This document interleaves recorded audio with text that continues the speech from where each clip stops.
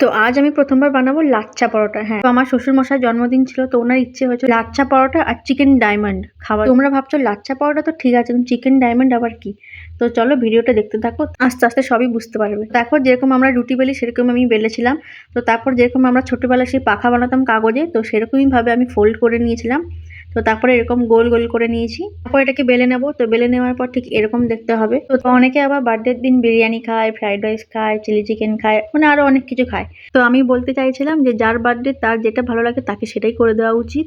তাই আমি আমার শ্বশুরমশাইকে পরোটা আর ওই ডায়মন্ড চিকেন বানিয়ে দিয়েছিলাম। তো এইবারে বানাবো ডায়মন্ড চিকেন। লাচ্ছা পরোটাগুলো সব বানানো হয়ে গেছে। তোমরা যেরকম চিলি চিকেন করো সেরকম ভাবে তোমরা এটাকে ভেজে নেবে। তো তারপর পেঁয়াজ, টমেটো, ক্যাপসিকাম এগুলোকে কেটে তোমরা ভেজে নেবে। যেরকম চিলি চিকেন হয় সেরকমই হবে, খালি এখানে আমি কাজু আর কিশমিশটা অ্যাড করেছিলাম। তো আমার রান্না পুরো কমপ্লিট। তো এখানে দেখো কেক টেক কাটা শুরু হয়ে গেছে। এখানে এনজয় করি। তো তোমরা তাড়াতাড়ি আমার চ্যানেলটাকে সাবস্ক্রাইব করে দিও। তো দেখা হচ্ছে নেক্সট একটা ভিডিওতে। Tata, bye bye.